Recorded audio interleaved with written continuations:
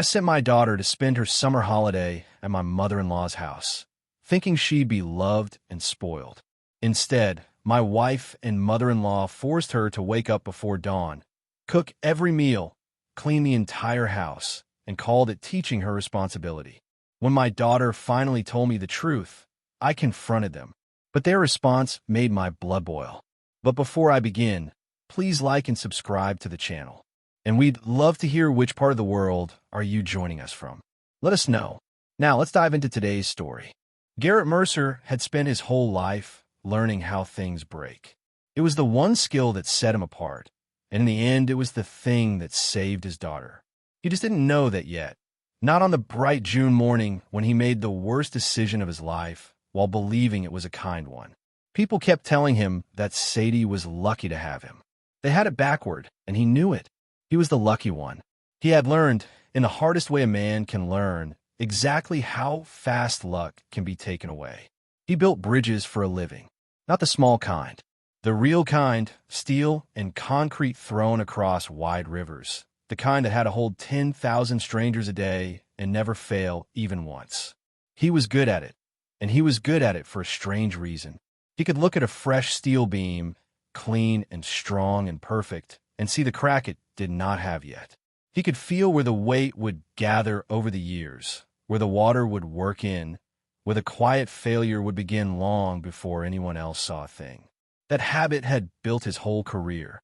It had also, though he would not understand this until much later, been quietly preparing him for the summer that took his family apart. His daughter was 12 that year. Sadie, all elbows and questions, quick to laugh, quicker to argue, with her mother's dark eyes and her mother's stubborn chin that pushed out whenever the world told her no. Her mother had been Corinne, his first wife, his only real one, though it took him far too long to understand that. Corinne had died 4 years earlier. A truck ran a red light on Marymount Avenue on ordinary Tuesday afternoon, and a police officer knocked on Garrett's door that evening, and his entire life changed shape in the space of one sentence. After that, it was just the two of them in the house in Asheville, a man and a little girl learning how to breathe again in a home built for three. He had learned to braid hair by watching videos on his phone at midnight. He had learned which songs made her cry because they had been Corinne's, and he had learned to skip them. And then, slowly, over years, he had learned to play them again so the two of them could remember together instead of alone. 2 years before that summer, Garrett married Reagan. He always tried to be fair about Reagan when he told this story, because the story falls apart if he pretends he was fooled from the very first day. He was not. Reagan was warm and bright and easy to be around. She was good with Sadie, or at least she was good with Sadie whenever Garrett was in the room. She braided the girl's hair. She learned her favorite songs. More than once, with real tears standing in her eyes, she told Garrett that she knew she could never replace Corinne and that she would never try, that all she wanted was to help him carry a weight that had been crushing him alone for too long. He believed her. He wanted to believe her so badly that it was barely a choice. A grieving man will take one kind sentence and build an entire cathedral out of it, and then live inside that cathedral and call a marriage. Reagan's mother was a different kind of person altogether.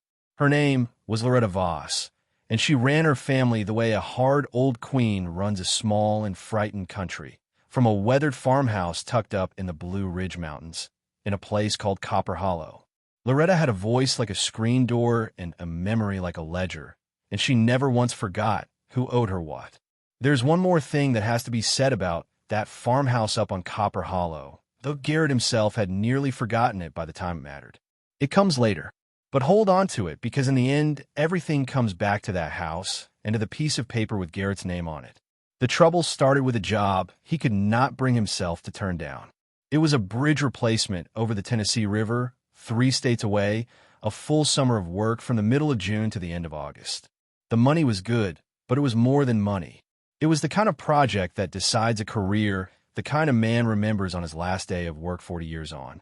Garrett wanted it. He had earned it. But taking it meant leaving in June and not coming home until the last week of August. And that meant a problem with a name, and the name was Sadie. Reagan solved it for him one evening in the kitchen, the way she always solved things before he had even finished worrying out loud. "Send her to Mama's," she said. She was folding a basket of laundry on the counter, not even looking up, as if the answer were the most obvious thing in the world. Copper Hollow in the summertime, Garrett. Think about it. Fireflies every night. The creek right there. Mama will spoil her absolutely rotten.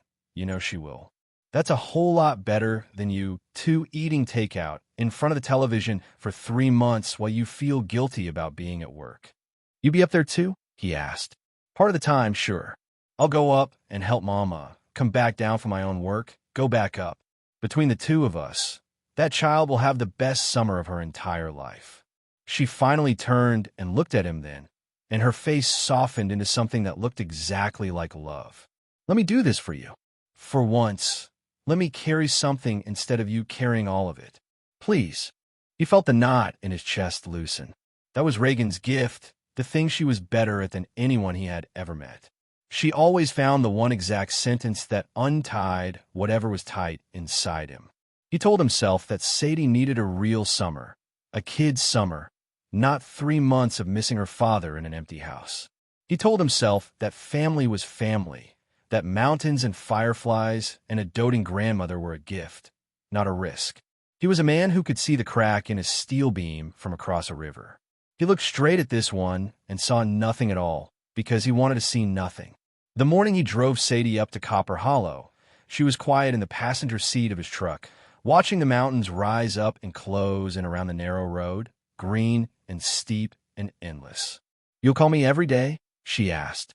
She was picking at the hem of her shorts, a thing she did when she was nervous. Every single day, Garrett said. I promise. And listen to me. If you ever want to come home, for any reason at all, you just say the word, and I will be in this truck driving to you before you finish the sentence. Deal. Deal, she said, and she gave him a small smile, and he thought it was the ordinary nervousness of a kid heading somewhere new. He meant those words as comfort.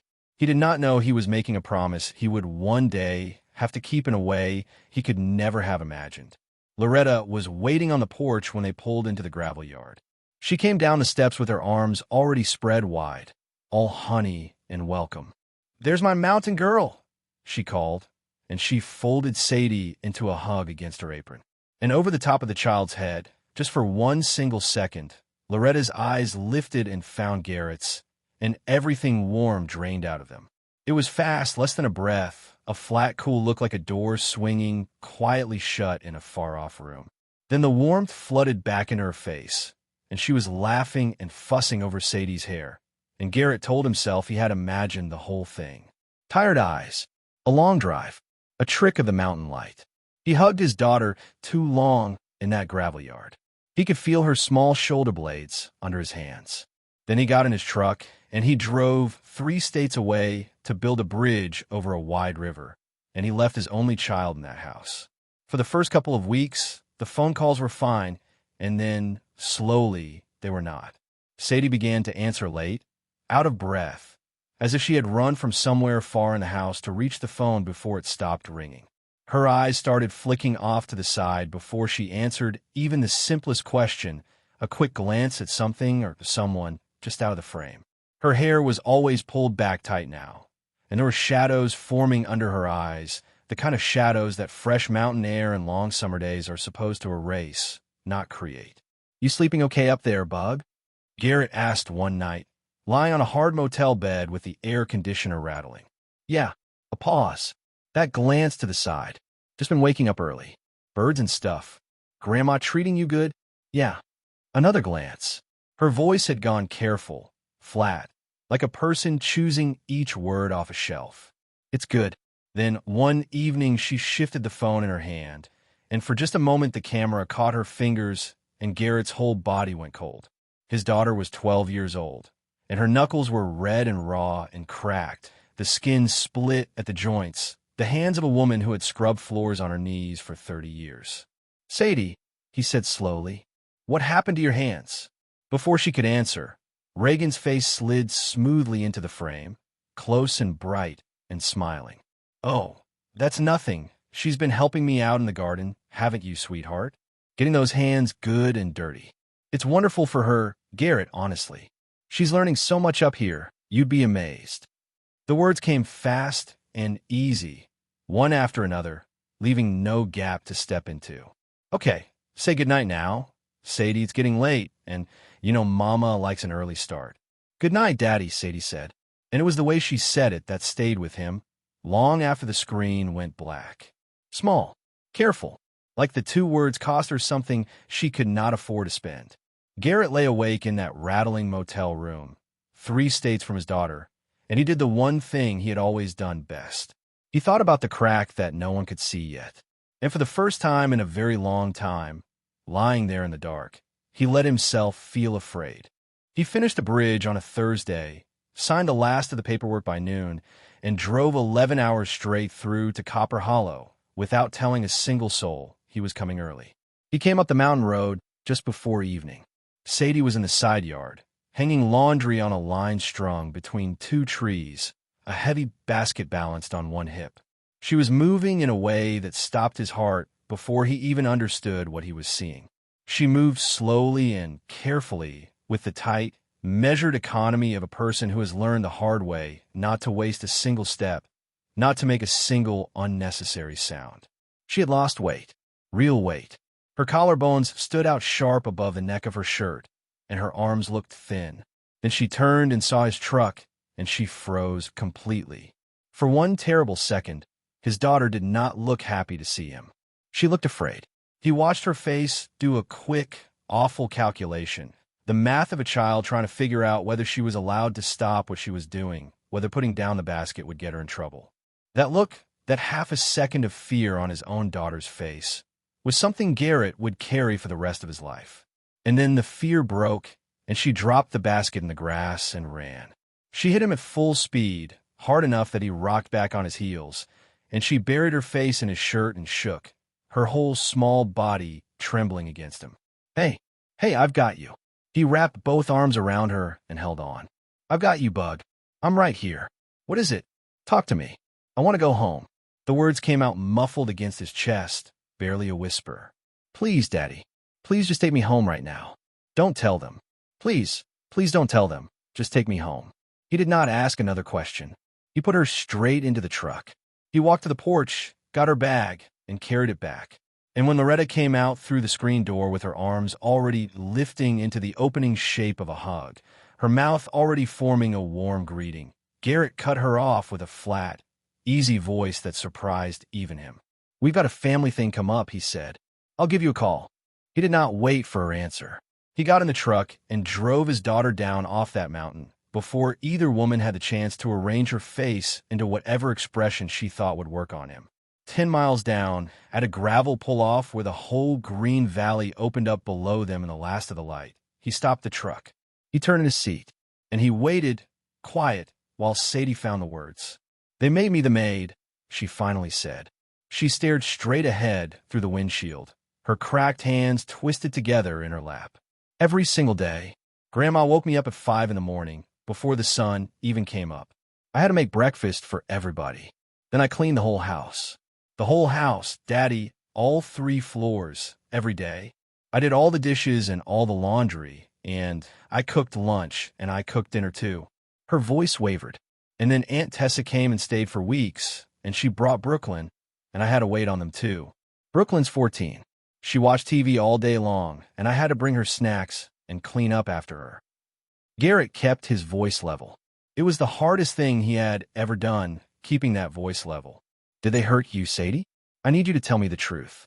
Grandma grabbed my arm real hard one time when I dropped a plate and it broke. Her chin began to tremble. She screamed at me a lot. She said I was spoiled and lazy. She said you raised me soft because you feel guilty about Mom dying. She said they were fixing me. That's what she called it. Fixing me. A tear broke loose and slid down her cheek. And Reagan said if I ever told you, you wouldn't believe me anyway. She said you'd think I was being dramatic and making it up. She said you'd be mad at me for ruining everybody's whole summer.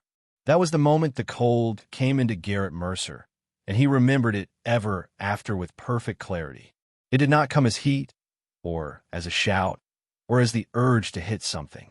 It came in quiet and slow and total, the way cold water fills the lowest place in a field. It settled into the exact spot where 4 years of grief, and 2 years of gratitude had been living, and it pushed all of that gently aside, and it did not leave. "I didn't think you'd believe me," Sadie whispered. She would not look at him. "That's why I did something." She pulled her phone out of her pocket. Her hand was shaking so hard she nearly dropped it. "I recorded it. A whole bunch of times. I had the phone on the counter behind the bread box, and I let it record." She pressed play. Garrett heard his daughter's voice first, thin and worn down to nothing, saying she was tired, asking quietly if she could please rest for just a little while. Then he heard Loretta's voice come back at her like the crack of a belt. "Tired? You don't know the first thing about tired. Girls in this family were earning their keep at half your age. Your daddy went and made you useless, so now I'm making you useful, and you'll thank me one day. Wipe your face and finish that floor." And then, underneath it, he heard another sound that turned his stomach to stone. He heard Reagan laugh. His wife, laughing. And then Reagan's voice, light and amused, saying, "God, she's just like Corinne, isn't she? Thinks she's some kind of little princess. Honestly, Mama, this is the best thing that has ever happened to that child. You trust me. Just like Corinne." She had taken the name of his dead wife, the mother of the child scrubbing her floor, and she had used it as an insult. She had said it while that little girl worked, and she had laughed. Garrett reached over and gently turned the recording off. He looked out through the windshield at the valley going soft and blue below them for a long moment. And then he did something that scared Sadie more than any of the screaming had. He could tell because she went very still and watched him with wide eyes. He smiled. "Okay," he said, and his voice was soft and calm and certain. "Okay, Bug, listen to me. What you did, hiding that phone, being brave enough to tell me, that was braver than anything anybody has ever done for me in my whole life. You hear me? You're done now. You're never setting foot in that house again as long as you live." He started the engine, and "I'm going to take care of every single bit of the rest. You don't have to think about it ever again." He could have gone straight to a lawyer. In fact, he did go to one. Quietly, the very next morning, a sharp and careful attorney named Simone Vega, who listened to the recording twice through in her office and went very still and very quiet, and then told him in plain words exactly what he had in his hands. But before any of that, Garrett wanted one thing first. He wanted to give the two of them the chance to be sorry. He needed to know, for absolute certain, what kind of people he was dealing with before he decided what to do to them. He was not a man who acted on a guess. He was a man who confirmed the crack before he condemned the beam. So 2 days later, he drove back up alone to Copper Hollow, and he sat down at Loretta's kitchen table, the very table in the very kitchen where his daughter had scrubbed the floor on her hands and knees, and he told them, calm and quiet, that Sadie had told him everything. He watched their faces carefully. He gave them the opening. He gave them every chance in the world to say they were sorry, to say it had gotten out of hand, to show him one flicker of shame. Loretta did not take it. She lifted her chin, that proud, hard mountain chin, and she looked at him the way a person looks at a slow and disappointing child. "Everything," she repeated, and she sniffed. "What you mean is I taught that girl how to cook a meal and clean up after her own self. You're welcome for it, by the way. Somebody in this world had to, and it surely wasn't going to be you. You've been raising a spoiled little thing who believes the whole world owes her something, and I will not stand in my own kitchen and apologize for spending one summer undoing 4 years of your guilt." "She is 12 years old," Garrett said quietly. "You woke her in the dark at 5 in the morning. Her hands are cracked open at the knuckles." "Good," Loretta snapped. "Then maybe she'll remember the lesson. Every single woman in my family was raised exactly the way I raised her this summer, and we are all of us the stronger for it. My own mother would have done the same, and harder." She folded her arms across her chest like a gate closing. "And you got yourself a nice quiet summer to go build your bridge and make your money, didn't you? I don't recall hearing one word of complaint from you back in June." And then Reagan, leaning against the counter with a coffee mug held in both hands, said in a bored and tired little voice, "Honestly, Garrett, you're being just as dramatic as she is. She's completely fine. Are you really going to blow up this entire family because a child had to do a few chores for one summer? Corinne would have spoiled that girl into an absolute monster, and you know it. We did you a favor." There it was, laid out plain in the afternoon light. Not one flicker of shame between the two of them. Not one. They were proud of it. They genuinely believed they had done something good and useful, and they clearly believed that Garrett would swallow this the way he had swallowed every small, quiet thing for the last 2 years, that he would grumble and forgive and be managed the way he always had been. Garrett felt his blood go hot for one single second, a red flash behind his eyes. And then, a heartbeat later, it went cold, all the way cold. That was the dangerous temperature, the one he knew about himself, and the two of them did not. That was the temperature where he stopped feeling anything at all and started, very quietly, to plan. "You know what?" he said. He pushed back his chair and stood up slowly. "You're right. I should thank you both. You've shown me exactly who you are, clear as day, and you've saved me a great deal of time." He looked slowly around that old kitchen, at the worn plank floor his daughter had scrubbed, at the framed photographs on the wall, at the whole proud little kingdom Loretta Voss had ruled for as long as anyone could remember. "I'll remember this, every last bit of it." He drove back down the mountain, and on the way home, he made a phone call about a house. Here is the thing about the farmhouse up on Copper Hollow. It is the thing Loretta had said out loud so many times at so many Sunday dinners and holiday suppers that every person in the family had long ago stopped actually hearing it. My house, the Voss family home, 4 generations, the place where I intend to die. It was not her house. 2 years earlier, right after Garrett and Reagan married, Loretta's husband had died, and he had left behind him a mountain of debt that not one member of the family had known about. The bank was barely 30 days from taking the farmhouse, the family home, for generations of Voss weddings and funerals and Christmas mornings. Reagan had wept about it at the kitchen table. Loretta was far too proud to ever ask a son-in-law for help, so Reagan asked for her, in that soft and pleading way she had. And Garrett, the brand-new husband desperate to be accepted by this family he had married into, had written a check large enough to make his own accountant go pale and quiet on the phone. He paid off every last cent of it. He saved the house. But Garrett Mercer was a man who thought, always and without meaning to, about the ways that things break. So he did not simply make it a gift and walk away. He bought it. The deed was signed over into his name, properly and legally, recorded and filed with the county, every piece of it clean and quiet and correct. Loretta went on living there rent-free, entirely on Garrett's goodwill, and the whole family had agreed to gently call the arrangement helping out family. And within a single year, the truth of the paperwork had faded from everyone's memory the way paperwork always does. Loretta genuinely believed, all the way down in her bones, that it was her house again, safe and hers forever. She had woken a child before dawn and worked her like a servant in rooms that Garrett Mercer legally owned. He called Simone Vega from the truck before he was even off the mountain. "The Copper Hollow property," he said. "It's in my name. It's clean. Tell me I'm remembering that right." He heard her pull the file on the other end. A pause, papers moving. Then, quietly, carefully, "Garrett, it is entirely yours. Free and clear, recorded 2 years ago. No liens, no complications. And here is the part you'll want to hear. Loretta has no lease, no rental agreement, no life estate, nothing at all in writing that gives her any right to be there. Legally, she is living in your house purely at your discretion, and for no other reason." Another pause. You could hand her a 30-day notice tomorrow morning, and there would be nothing on this earth she could do about it. "Not yet," Garrett said. He watched the road unwind down the Green Mountain. "First, I want the whole family together in one room." Loretta held a big family supper every year at the very end of August. It spilled out across the wide front porch and down into the yard, 30 or 40 Voss relatives from 3 counties, and it was the day she truly reigned, her throne room under the open sky, the one day a year when the whole clan gathered to eat her cooking and listen to her stories and treat her like the queen she believed herself to be.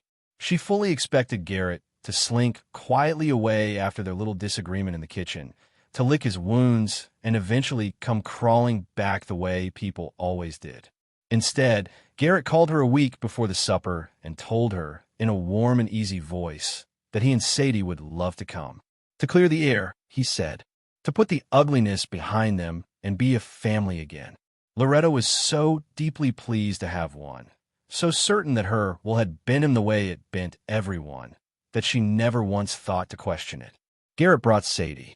He also brought his phone. He let the supper run its full course. He was patient. He had built his whole life on patience, on waiting for the exact right moment when the load was greatest and the structure was weakest. He let Loretta hold court at the head of the long table. He let her tell her favorite stories to the nodding relatives. He let Reagan sit glowing at her mother's right hand. He ate. He smiled. He waited. And when the plates had been cleared away and the whole warm and well-fed family was gathered close on the porch in the Blue Mountain dusk, listening in content, Garrett Mercer stood up and tapped his knife against the side of his glass. The clear, ringing note cut through the talk, and 40 faces turned toward him, smiling, expecting a toast, expecting the son-in-law to make his peace. "I've got something I'd like to share with everybody," he said pleasantly, about how Sadie's summer really went. Then he set his phone on the table, and he pressed play. Loretta's own voice rolled out across that crowded porch and into the gathering dark. "Your daddy went and made you useless, so now I'm making you useful." The screaming came next, raw and ugly, filling the sudden silence.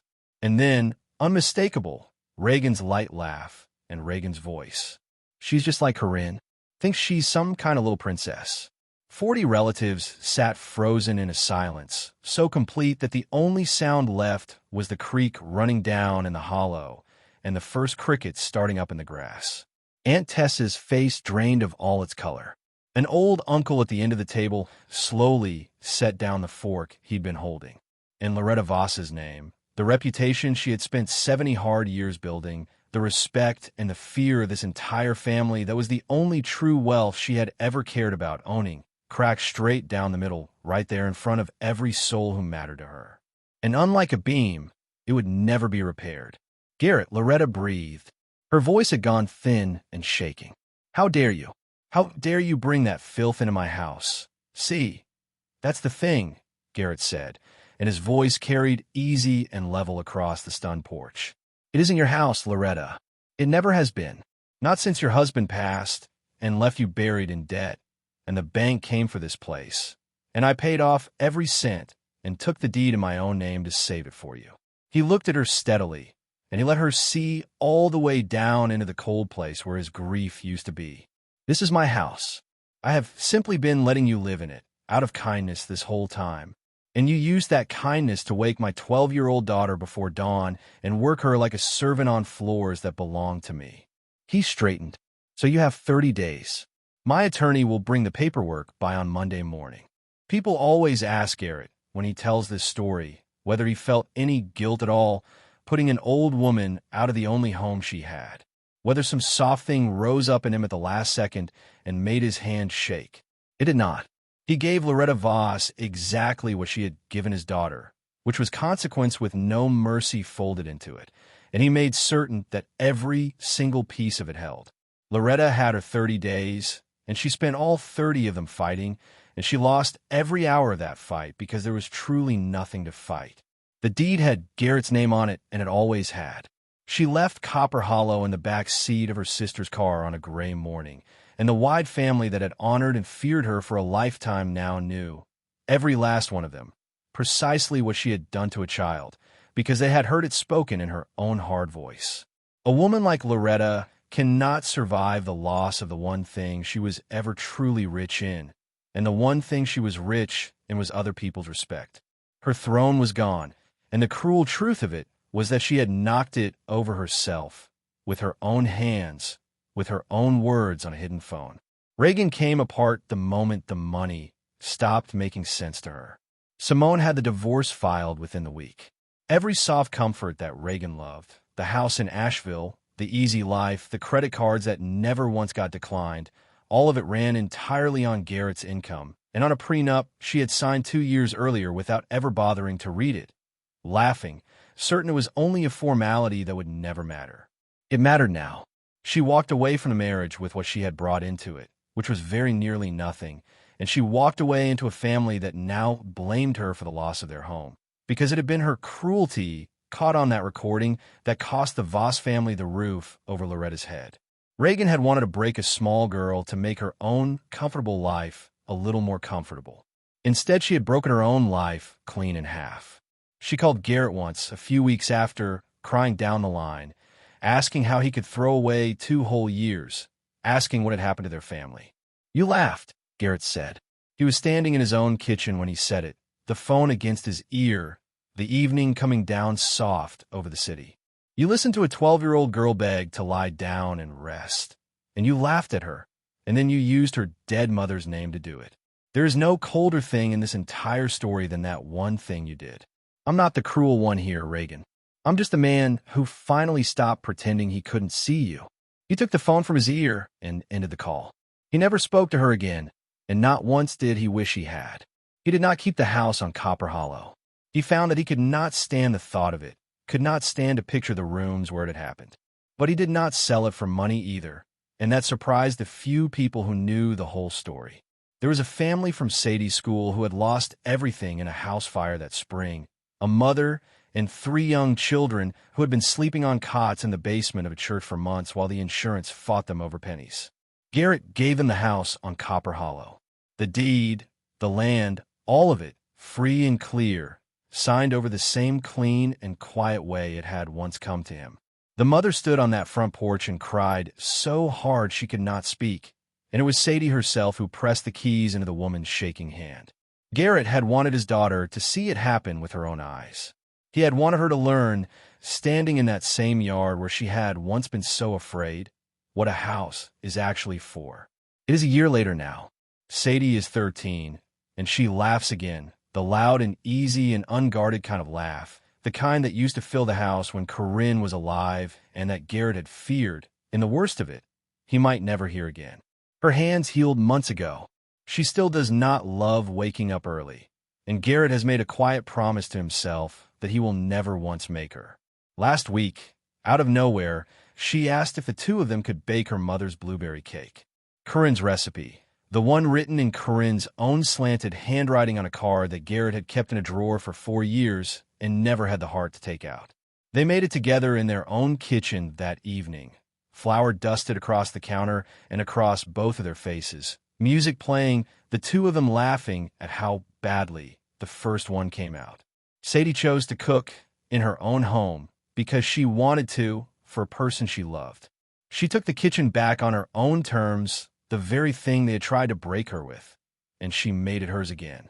Garrett stood at the counter and watched his daughter reclaim the exact weapon they had used against her, and he understood something in that moment that he knows he will carry for the rest of his life. You can teach a child responsibility with love, and she will grow up strong and steady and sure of herself. Or you can try to beat it into her with cruelty, and all you will ever teach her is how to be afraid. They chose cruelty, and Garrett Mercer made certain, in the end, that the 2 of them learned in full, and for good, exactly what that choice was going to cost them. He does not forgive. He protects what is his. And once the danger has shown its face, he makes absolutely certain it never has the strength to rise against her again.